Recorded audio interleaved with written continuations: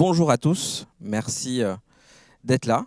Pour moi, c'est un vrai plaisir puisqu'on a tous souhaité se rencontrer, voir du monde. Et c'est vrai que euh, faire des gros événements comme ça, c'est toujours une super expérience et un super moment d'échange. Donc n'hésitez pas, l'étape aujourd'hui, c'est de présenter les étapes pour réussir sa levée de fonds. On va avoir un petit quart d'heure, vingtaine de minutes pour présenter tout cela et ensuite un jeu de questions-réponses pendant une dizaine de minutes. Donc n'hésitez pas après à poser toutes les questions que vous voulez. J'y répondrai avec grand plaisir et sinon après je suis juste à côté. Comme ça on pourra continuer sur vos projets. Alors, moi je m'appelle Mathieu Capionneau, je suis expert comptable, commissaire aux comptes. J'ai travaillé 6 ans aux États-Unis, j'ai fait une fac aux États-Unis également. Ensuite j'ai travaillé sur Paris pour des boîtes américaines et je suis revenu sur Marseille il y a une dizaine d'années pour reprendre un cabinet qui était le cabinet de mon père, que j'ai repris, et nous sommes en train de le développer beaucoup sur le territoire, avec une implantation à La Ciotat, 2 implantations à Marseille, une implantation à Aix, une implantation à Aubagne, et également une implantation à Paris, qui sert plutôt pour avoir une représentation, puisque malheureusement, il y a encore un peu de temps en temps une obligation d'avoir une adresse parisienne pour éviter d'avoir un peu l'image des Marseillais. C'est en train de disparaître, cette image-là, mais malheureusement, on a eu encore cette obligation-là, surtout pour des clients étrangers qui demandent en remote d'avoir un expert comptable qui est juste à Paris ou un commissaire aux comptes qui est juste à Paris, même si le boulot est fait ailleurs. On a un peu moins de 80 collaborateurs aujourd'hui et 6 associés. Vous verrez que dans la parité, ça se passe très bien puisque nous sommes 2 associés hommes, 4 associés femmes. Chacune de mes associés étant une des directrices de bureau de notre groupe. Aujourd'hui, on fait évidemment de la comptabilité, puisque c'est notre métier de base, mais également du commissariat aux comptes, de l'ingénierie financière, et c'est pour ça aujourd'hui qu'on va échanger sur la levée de fonds, de l'expertise juridique avec 6 juristes et une avocate, de l'expertise fiscale, du social, de l'accompagnement et du conseil, et maintenant beaucoup d'autres choses, puisqu'on a aussi une filiale en assurance, une filiale en domiciliation, de façon à ouvrir le spectre des services qui sont liés à notre métier, qui était le métier historique d'expert comptable. Pour qui travaillons-nous? Des PME, des PMI, des filiales de groupes étrangères, des sociétés innovantes, des mutuelles, qui est une particularité sur la région, puisque c'est le code des assurances et pas le code du commerce, des professions libérales, de l'industrie et pas mal de family office. Notre philosophie, vous l'avez compris, depuis 87, c'est toujours la même, communautaire, solidaire, positive, et c'est ces valeurs-là de partage, d'échange qui ont toujours drivé le cabinet et qui ont fait qu'aujourd'hui on est Great Place to Work et qu'on a reçu d'autres labellisations. Alors aujourd'hui, on est là pour parler de levée de fonds et on va vraiment axer cette présentation sur la levée de fonds avec intégration de nouveaux associés et pas forcément de faire une levée de fonds qu'avec de la dette. Mais on va essayer de voir comment on doit gérer l'intégration de nouveaux associés avec toutes les étapes clés, évidemment les conseils et comme je vous disais, un jeu de questions-réponses à la fin. Alors la levée de fonds, on va rapidement la définir. C'est un mode de financement qui consiste à faire une augmentation de capital pour créer de nouvelles actions et qui seront souscrites par des nouveaux investisseurs. On le voit à peu près dans toutes les situations. Quand on est en société en création, dans une start-up, on est là soit pour faire du financement de programmes de R&D, à la fois en entreprise ou également de ce qu'on appelle dans des spin-offs, c'est-à-dire que c'est des facs, souvent, qui créent des structures spécifiques parce qu'elles ont un projet, elles ont un brevet, mais qu'elles n'ont pas la capacité derrière soit de le développer, soit de le commercialiser. Donc elles créent des structures ad hoc, des structures commerciales, et elles vont aller chercher des nouveaux investisseurs. On fait aussi des financements et des levées de fonds pour du recrutement, pour dire écoutez, j'ai un produit qui fonctionne. En revanche, il me manque maintenant des fonds pour pouvoir le commercialiser sur une échelle régionale, nationale ou internationale. Et on verra qu'après, il y aura aussi des effets de levier avec des recrutements. On a de l'industrialisation d'un produit, même principe, on a ce qu'on appelle un POC, donc c'est une preuve de concept. Et au-delà de la preuve de concept, on a besoin de dire j'ai envie de passer une échelle. J'ai réussi à matérialiser la construction d'une carte microélectronique en 5 unités. En revanche, si je veux pouvoir la commercialiser en 100, 1000, 10 000 unités, il va falloir que je crée une usine et ou que je trouve une unité de production qui soit capable de me produire ça en quantité suffisante. Enfin, il y a aussi une notion de plan marketing et encore beaucoup d'autres choses. Pour ce qu'on appelle les PME qui sont beaucoup plus matures, donc c'est celles qui ont déjà du chiffre d'affaires, même un petit peu. La plupart du temps, elles ont trouvé leur marché, elles ont juste besoin d'un accélérateur. Là, on est sur ce qu'on appelle la croissance organique, donc c'est l'accélération commerciale, la phase de recrutement, les financements de BFR. Le BFR, donc c'est le besoin en fonds de roulement, c'est dire j'ai du chiffre, pas encore suffisamment de marge, mais il faut qu'on vienne m'aider pour accélérer cela, pour acheter du stock, pour pouvoir du coup anticiper des ventes et donc créer du nouveau revenu qui remboursera une éventuelle dette et ou qui servira du dividende. Pour faire de la diversification et l'internationalisation, on n'en parle pas beaucoup dans cette présentation-là, mais l'internationalisation, c'est un élément essentiel aujourd'hui dans la levée de fonds, mais plutôt dans une deuxième ou une troisième étape, ce qu'on a coutume d'appeler des séries B ou des séries C, puisqu'on arrive sur des produits qui sont là beaucoup plus structurés. En revanche, effectivement, quand on est dans une start-up, ça arrive d'avoir des sujets internationaux tout de suite, mais il faut se préparer parce qu'on a un sujet de fiscalité au milieu et on ne part pas à l'international comme ça, sans préparation. Vous avez de la chance, localement sur Marseille, on a plusieurs associations qui sont dédiées à l'export. Vous avez l'APEX, vous avez aussi la Team France Export, vous avez BPI qui a des équipes spécialisées en export. Donc si vous avez des sujets d'internationalisation avec un besoin de levée de fonds, n'hésitez pas aussi à travailler sur ce réseau-là qui sera un formidable accélérateur. On a ce qu'on appelle de la croissance externe. Donc là, c'est je suis une entreprise lambda, j'ai envie d'acheter mon concurrent, donc je vais faire une levée de fonds, un financement pour pouvoir dire soit j'accélère, soit à nouveau je me protège en achetant un concurrent.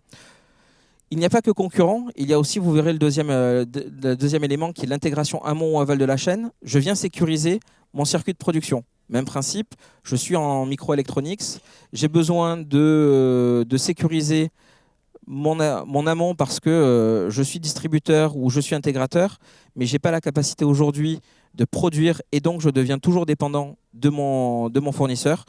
Si ce fournisseur est à vendre, pourquoi pas faire une levée de fonds pour pouvoir aussi sécuriser sa production. Ce qui s'est passé hier, par exemple, c'est qu'on a un client qui fait des turbines. Il ne restait qu'une usine en France de turbines qui était une filiale de Saint-Gobain. On vient de faire une levée de fonds pour lui, pour qu'il s'assure aujourd'hui la production de ses propres turbines. Il en a même fait aujourd'hui un outil de commercialisation et il est en train de revendre ses propres turbines à l'international. Mais grâce à cette levée de fonds, il a sécurisé son business initial et il en a développé une deuxième. Et financement d'une phase de reprise ou de transmission. Et là, on a toutes les phases de reprise ou de transmission, les salariés clés. Donc, c'est mon directeur général et ou plusieurs hommes clés. Donc, c'est ce qu'on appelle maintenant des financements avec des MBO, du management buyout. Donc, ce sont des salariés qui achètent la propre boîte. Ensuite, vous avez un actionnaire minoritaire qui a envie de monter au capital. Vous avez un repreneur extérieur. Et là, vous pouvez avoir des sollicitations assez régulièrement d'une personne qui a fait, par exemple, l'IRCE, qui est l'Institut de reprise et de création d'entreprise, et qui aujourd'hui aurait envie ou souhaiterait faire l'acquisition d'une entreprise. Et enfin, vous avez un membre de la famille qui est quand même le schéma standard d'une PME traditionnelle française, puisque encore un peu moins de 80% des entreprises sont considérées comme des entreprises familiales. Alors familiale, ce n'est pas que père-fils ou mère-fille, c'est aussi au niveau horizontal, vous avez de plus en plus de transmissions entre neveux, nièces, cousins, etc. Et ça se passe de plus en plus avec le même schéma aujourd'hui de reprise et de transmission, y compris avec de la fiscalité qui y ressemble. Il y a parfois un petit peu de différence quand on n'est pas en filiation directe, mais il y a quand même certains avantages à reprendre des entreprises familiales. Alors les avantages, c'est évidemment ce qu'on appelle l'apport de nouveaux fonds, c'est ce qu'on appelle de la new money. Cet argent investi ne doit pas servir, parce que sinon vous aurez du mal à faire cette levée de fonds, à rembourser les précédents. Donc quand on vient injecter de la nouvelle monnaie, quand on vient faire une levée de fonds, elle doit servir un projet, elle ne doit pas servir à rembourser les anciens. Sinon, on est dans un autre schéma qui est de dire je sors ou je réorganise tout mon équilibre d'actionnaires pour sortir plein de petits actionnaires ou un seul actionnaire majoritaire. Et là, je recrée une nouvelle dynamique. Mais la plupart du temps, elle doit servir un projet parce que quelqu'un qui va venir vous prêter de l'argent ou qui va venir s'associer avec vous a un avantage économique à ce que vous créez de la valeur. Ça permet également d'aller chercher des nouvelles compétences et des nouvelles opportunités d'affaires. Et c'est ce que je vous disais tout à l'heure et je vais en parler encore un tout petit peu après. Quand on fait une levée de fonds, quand on intègre des nouveaux associés dans son périmètre, il y a deux approches. La première, c'est de dire je viens chercher un financier. Et là, vous avez des fonds d'investissement qui sont disponibles. RSI, vous avez BPI, vous avez XO, vous avez beaucoup d'opérateurs sur le territoire qui sont aujourd'hui des acteurs de financement. En revanche, n'oubliez pas qu'il y a aussi un intérêt à avoir des investisseurs à vos côtés, notamment les business angels. Mais si je reprends également, je vais reprendre Région Sud Investissement parce que ces propres investisseurs sont aussi parfois soit votre premier client, soit votre premier distributeur parce qu'ils vont, dans leur portefeuille d'investissement, vous dire « Tiens, tu es dans tel secteur, j'ai déjà une participation à côté, ça serait bien que vous fassiez quelque chose ensemble. » Et donc, ils vont vous pousser à avoir un nouveau business dans leur propre participation. Donc, pensez également dans le choix de vos investisseurs à dire « Je ne suis pas là que pour la new money, mais également pour l'apport intellectuel et d'organisation et ou de réseau qu'ils peuvent m'apporter. Les inconvénients, ça c'est le premier sujet, c'est ce qui souvent fait bloquer un peu les opérations de premier niveau, c'est ce qu'on appelle la dilution de la participation, et donc se dire, c'est plus ma boîte. Ça peut être votre boîte, mais n'oubliez pas que quand vous ouvrez votre capital, il va falloir aussi régler ces règles d'association et donc la relation que vous pouvez avoir avec un ou des associés. Le deuxième point, c'est aussi la vision différente. Quand vous rentrez aujourd'hui, vous vous dites « mon projet, c'est d'aller d'un point A à un point B ». Mais il se peut que le point B, ce ne soit pas finalement la finalité, vous soyez à un point C ou un point D. Il y a donc des divergences entre les investisseurs et les associés historiques. Et donc c'est à ce moment-là où il va falloir gérer cette différence, cette divergence, éventuellement la sortie, et on en reparlera. Très souvent, nous, on a l'habitude de dire on va parler de mariage, mais il faudra aussi parler de divorce, parce que ça peut arriver que l'histoire ne soit pas finalement la même, et ou qu'il y ait des situations de vie ou des situations dans l'entreprise qui obligent à faire changer son actionnariat. Alors les différents types de levées, vous verrez, donc on a ce qu'on appelle l'amorçage. Donc là, c'est quand je suis dans l'antécréation, donc je n'ai pas encore créé ma boîte, je suis à l'état de projet, ou quand je suis à la création, je suis dans la situation première qui est le capital amorçage. L'amorçage, c'est vraiment, j'ai besoin des premiers capitaux qui vont me permettre soit de lancer ma boîte, soit d'ouvrir mon commerce, soit de faire mon premier recrutement. Là, on a des outils très spécifiques qui sont ou régionaux ou nationaux, qui nous permettent de faire cet amorçage-là. Encore une fois, n'oublions pas les business angels, c'est les premiers investisseurs au niveau national pour l'amorçage. Là, vous avez la possibilité d'avoir localement, vous avez les Provence Angels qui sont structurés, qui sont organisés. Vous avez plus d'une centaine d'acteurs locaux qui sont là pour essayer d'aider les boîtes. Et encore une fois, n'oubliez pas que ces propres business angels sont d'anciens chefs d'entreprise. Donc, eux mettent leur argent personnel, le but étant de vous aider à réussir votre projet. Vous avez aussi d'autres opérateurs qui sont là, des opérateurs nationaux, c'est ce qu'on appelle les plateformes d'initiative. À Marseille, vous avez Initiative Marseille Métropole. À Aubagne et sur la Ciotat, vous avez le PACI, qui est effectivement la même chose, puisque c'est la plateforme d'Aubagne et de la Ciotat. Sur Aix, vous avez Aix Initiative. C'est une initiative nationale avec que des bénévoles, qui sont la plupart du temps soit des anciens chefs d'entreprise, soit c'est des anciens experts comptables, qui mettent du temps pour essayer de revoir votre projet et vous dire, écoutez, on va vous aider sur des logiques de 5 à 20 000 euros en prêt personnel, mais qui ont une durée de vie de 7 ans avec parfois 2 ans de décalage. Et ça, c'est pareil, c'est une structure publique qui est soutenue par des banques et qui derrière va vous permettre de vous faire votre premier capital. Et donc, ça permettra de faire à nouveau ce qu'on appelle l'amorçage. N'oubliez pas aussi que dans cette structure de levée de fonds, il faut toujours essayer d'aller faire des effets de levier. Donc, si je vais chez Initiative Marseille Métropole, par exemple, je ne vais pas me contenter d'aller chez eux. Je vais aussi aller voir les business angels. Je vais aussi essayer d'aller parler autour de moi pour faire ce qu'on appelle de la love money. Et tout ça procure ce qu'on appelle un effet de levier. C'est-à-dire que quand j'en ai un qui dit oui, j'en ai un deuxième qui va dire oui, puis un troisième. Et vous verrez que dans la deuxième phase, dans le capital développement, quand vous travaillez avec des fonds, comme par exemple Région Sud Investissement, votre effet de levier est à 8.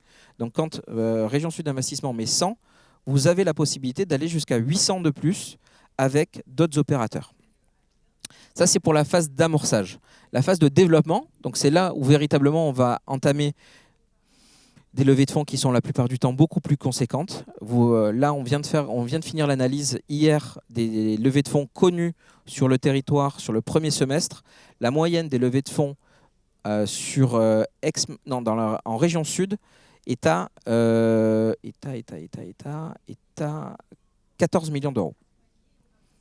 Vous avez fait localement, les entrepreneurs ont réussi à faire 350 millions d'euros de levée de fonds sur le premier semestre. C'est l'équivalent de ce qui a été fait l'année dernière sur une année complète. Donc on est dans cette phase-là de capital développement.